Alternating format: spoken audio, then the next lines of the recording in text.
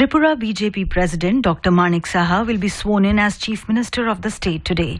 The incumbent Chief Minister Biplab Kumar Dev resigned from his post yesterday. Dr. Saha, a Rajya Sabha MP from Tripura, was elected leader of the BJP Legislative Party yesterday. A dental surgeon turned politician, 69-year-old Saha has to be elected to the State Assembly within the next 6 months. In 2021, Dr. Saha became the president of Tripura BJP. After resigning from the CM's post, Biplab Dev said, for the interest of the party and considering the assembly elections due next year, he resigned from the chief minister's post. Mr. Dev had become the chief minister on the 9th of March 2018 after the BJP-IPFT alliance came to power by defeating the Left Front in the assembly elections, ending the latter's 25-year rule. More details on this from our Agartala correspondent. Mr. Saha, 69, who was elected to the Rajya Sabha from the lone seat of Tripura on March 31, on Saturday elected as the BJP Legislature Party leader and then met Governor Satyajit Narayan Arya and staked claim to form the government with a letter of support from the party legislatures. Dr. Saha has to be elected to the State Assembly within the next 6 months. Saha, also a professor at the Tripura Medical College and B.R. Ambedkar Memorial Teaching Hospital in Agartala, as well as the president of the Tripura Cricket Association, joined the BJP in 2015. In 2021, Saha, a close associate of outgoing Chief Minister Dev, became the president of the Tripura BJP Pradesh Committee. The election to the 60-member Tripura Assembly is due in January-February next year. Rina Nongmaithem, AIR News, Agartala. The National Investigating Agency, NIA, has conducted searches at 4 locations in Kashmir Valley in the districts of Baramulla, Kupwara, Pulwama and Shopian and arrested 2 accused in the Resistance Front case. The case relates to activities of the Resistance Front TRF, an offshoot of banned terrorist organization Lashkar-e-Taiba, and its self-styled commander Sajjad Gul, who has been actively radicalizing, motivating and recruiting youth for indulging in violent activities in Jammu and Kashmir and other parts of India. During the searches, digital devices and incriminating material used for fabrication of improvised explosive device, jihadi literature and posters have been seized. Based on these searches, 2 overground workers of TRF who were in contact with their Pakistan-based handlers were arrested for providing logistic support for terrorist activities, spreading terrorist propaganda, radicalizing and recruiting new members.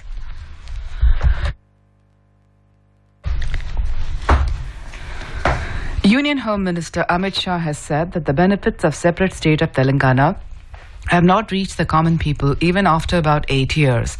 He said, though the state was formed mainly for its share of water, funds and recruitment, they have not reached common people and no assurance given by the TRS was fulfilled.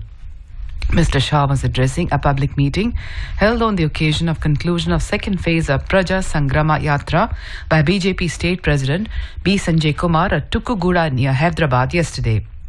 Mr. Shah said the state government is misleading people by stating that the centre is not giving funds. He made it clear that the centre has given over 2,52,000 crore rupees to Telangana under various welfare programs, and Chief Minister K. Chandrasekhar Rao and his family members are getting undue credit by printing their photos on the assets of the schemes. Mr. Shah further alleged that the TRS government has not fulfilled its assurances, including crop loan waiver and 2-bedroom houses to the poor. आपने वादा किया था हर बेरोजगार को बेरोजगारी का भत्ता दिया जाएगा। आपने कहा था किसानों का कर्ज 1 लाख रुपए तक माफ करेंगे। कोई किसानों का कर्ज माफ नहीं हुआ। हर जिले में सुपरस्पेशलिटी अस्पताल बनाना था, कुछ नहीं बना है। आपने वादा किया था 2 बेडरूम का हाउस देंगे। अरे 2 बेडरूम छोड़ो, प्रधानमंत्री हाउसिंग योजना को भी आप जमीन पर नहीं उतार पाए हो। आपने कहा था दलित भाइयों के लिए 50,000 करोड़ का बजट देंगे। चंद्रशेखर राव जी, कहाँ है वो budget? Mr. Shah said the Praja Sangrama Yatra is meant for the welfare of SCs and STs and farmers. Responding to TRS leaders' allegations, he said if BJP voted to power during the next elections, the state government will purchase boiled rice. Earlier yesterday, Union Home Minister formally inaugurated the National Cyber Forensic Laboratory NCFL in Hyderabad. Mr. Shah inaugurated the premium laboratory at the premises of the Central Forensic Science Laboratory CFSL located at Ramnathpur in the city. The Cyber and Information Security Division of the Home Ministry has set up the NCFL at the CFSL under Cyber Crime Prevention Against Women and Child Scheme. The project was awarded to the CFSL with an estimated cost at about 35.51 crore rupees. Union Road Transport and Highways Minister Nitin Gadkari has announced that road overbridges ROBs in the state highways in Bihar would be constructed with an expenditure of rupees 700 crores. He said 10,000 crore rupees have been allotted for the construction of bypass roads and rupees 25,000 crore for 17 new mega bridges in the state. Mr. Nitin Gadkari inaugurated the remaining 3 lanes downstream of the 6-lane Koilwar Bridge over the Son River in Bhojpur through video conferencing from New Delhi yesterday.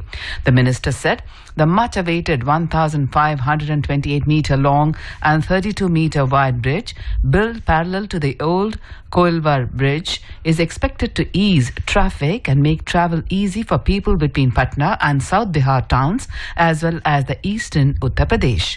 The Union Minister said the old and new projects sanctioned in Bihar will be completed between 2022 and 2024. Former Punjab Congress chief Sunil Jharkhand has resigned from the party. He, however, did not give any indication of joining any other political party. The move comes days after the Congress disciplinary panel recommended his suspension from the party for 2 years and removed him from all posts. Mr. Jharkhand's decision to quit came at a time when the Congress leadership is holding a Chintan Shivir in Udaipur, Rajasthan, in an attempt to put its house in order. Mr. Jharkhand said that he was heartbroken over the show cause notice issued to him by the Congress Disciplinary Action Committee for not toeing the party line, even as 3 generations of his family had served the Congress for 50 years.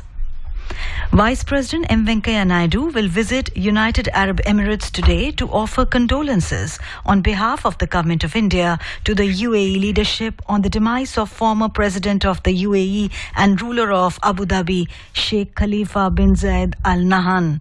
The former President of the UAE and ruler of Abu Dhabi passed away on Friday. President Ramnath Kovind and Prime Minister Narendra Modi expressed condolences at his demise. External Affairs Minister S. Jaishankar visited the UAE embassy in New Delhi yesterday to convey India's condolences. India also observed a day of national mourning yesterday. The Ministry of External Affairs in a statement said, under the leadership of Sheikh Khalifa bin Zayed Al Nahyan, India-UAE ties prospered greatly to the mutual benefit of the people of the 2 countries. The MEA said he took exceptional care of the large Indian community in UAE who held him in high esteem. The 2 countries will continue to take forward their historic and comprehensive strategic relationship in new and diverse areas, the ministry added. Sheikh Mohammed bin Zayed Al Nahyan has been elected as President of the United Arab Emirates a day after the death of former leader Sheikh Khalifa. Sheikh Mohammed was elected by the Federal Supreme Council, becoming the ruler of the oil-rich country founded by his father in 1971. Sheikh Mohammed, often known as MBZ, met members of the Federal Supreme Council made up of rulers of the UAE's 7 emirates. His ascension, which was widely expected, formalizes his position as leader of the UAE. Prime Minister Narendra Modi has wished Sheikh Mohammed on being elected as the new president. In a tweet, Mr. Modi expressed confidence that under his dynamic and visionary leadership, comprehensive strategic partnership between India and UAE will continue to deepen. Raksha Mantri Rajnath Singh has said that the Russia-Ukraine conflict, along with COVID pandemic, has impacted the world economy and is going through a difficult phase. He added that the union government has initiated a number of steps to deal with these challenges and the results are visible. Addressing an event in his parliamentary constituency Lucknow in Uttar Pradesh yesterday, Mr. Singh said, due to the government's all-round efforts, the Indian economy is witnessing V-shaped recovery. The Indian Embassy in Ukraine, which is temporarily operating out of Warsaw in Poland, would be resuming its operation in Kyiv with effect from the 17th of this month. The embassy was temporarily relocated to Warsaw on the 13th of March this year. Russia has suspended electricity supply to Finland. Russia's largest electricity company, ROA Nordic, has suspended electricity supply to Finland owing to non-payment for the supplied electricity. RAO Nordic OY has been importing electricity from Russia to Finland for many years. The company said this situation is exceptional and happened for the first time in over 20 years of our trading history.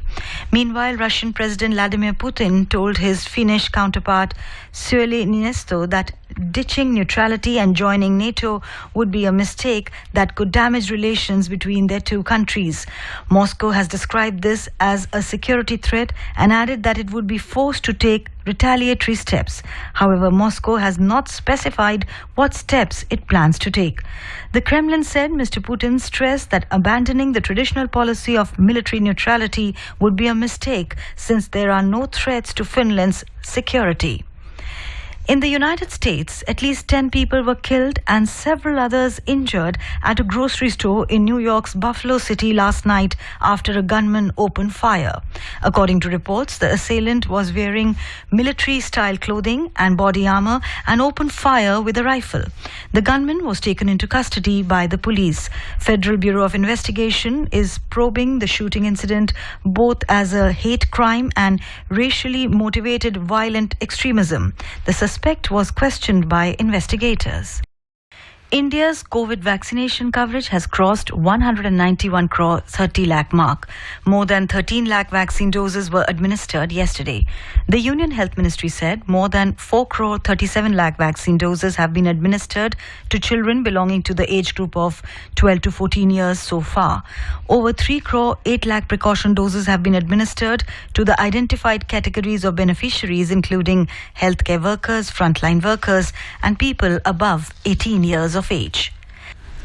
The Delhi government has ordered a magisterial inquiry into the Moonka fire incident. Delhi Chief Minister Arvind Kejriwal announced this after visiting the spot yesterday. He said the families of the deceased will be given 10 lakh rupees compensation, while the injured will be given 50,000 rupees compensation.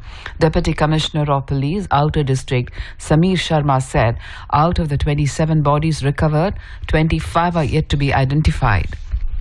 A fire broke out at a plastic granulation factory in Narela area in the national capital last night. Delhi fire officials said 22 fire tenders were rushed to the spot to douse the flames. No one has been reported to be trapped inside the factory and no casualty has been reported. The cause of the fire is yet to be ascertained. Former Australia cricketer Andrew Symonds died in a car crash last night. Symonds was the sole passenger in the crash just outside of Townsville in his home state of Queensland. He died on the spot. The police said emergency services attempted to revive the 46-year-old Symonds, but he died of his injuries. In the Italian Open tennis men's singles final, world number 1 Novak Djokovic will face world number 5 Stefanos Tsitsipas for the title at Rome today. The women's singles final will be played between world number 1 Iga Swiatek and 9th seed Ons Jabeur today. In badminton, rejuvenated Indian male shuttlers seeking to create history when they will clash 14-time winners Indonesia in the final of the Thomas Cup in Bangkok, Thailand at 11:30 a.m. today. Uttar Pradesh will take on Jharkhand in the final of Hockey India Sub-Junior Men's National Championship in Goa today. Later in the day, Uttar Pradesh registered a comfortable 8-0 victory over Haryana in the second semi-final. The third and fourth place match between Orissa and Haryana will also be played today. The final will be played today at 3 p.m. in Goa. In the 12th Hockey India Senior Women National Championship, Odisha, Jharkhand, Haryana and Karnataka entered into the semi-finals after winning their respective quarter-final matches at Bhopal yesterday. The semi-final matches will be held tomorrow, as today is a rest day for the players. The final will be held on Tuesday in Bhopal to decide the champion of the title. India's women boxers Neetu and Manisha advanced to the quarterfinals of the IBA Women's World Championship in Istanbul after registering contrasting victories yesterday. Two-time former youth world champion Neetu's competing for the first time in the event, prevailing 5-0 over Spain's Marta Lopez del Arbol in the 48-kilogram category to move to the last 8 stage. Today, 6 Indian boxers, including Nikhat, will be in action in the round of 16 bouts. Nikhat in 52 kilograms and Shiksha in 54 kilogram will next face Mongolia's Lutsai Khan Altan Setseg and Youth Asian bronze medalist Yesujen Oind Setseg respectively, whereas Parveen will take on former Youth Olympic champion Jajera Gonzalez of USA. Anamika in 50 kilograms will square off against World Championships bronze medalist Christy Lee Harris of Australia, while Jasmine in 60 kilograms will be up against Australia's Angela Harris.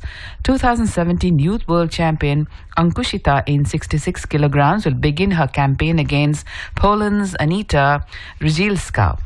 Kasturi Savikar from Kolhapur in Maharashtra has successfully scaled the world's highest mountain, Mount Everest. At 6 o'clock yesterday morning, 20-year-old Kolhapur girl successfully scaled Mount Everest to fulfill her dream. She has conquered 2 8,000 meters plus mountains, Mount Annapurna and Mount Everest, in the Gratitude Month, being conducted to pay tribute to Rajashri Chhatrapati Shahu Maharaj. In IPL cricket, Kolkata Knight Riders defeated Sunrisers Hyderabad by 54 runs at MCA Stadium in Pune last night.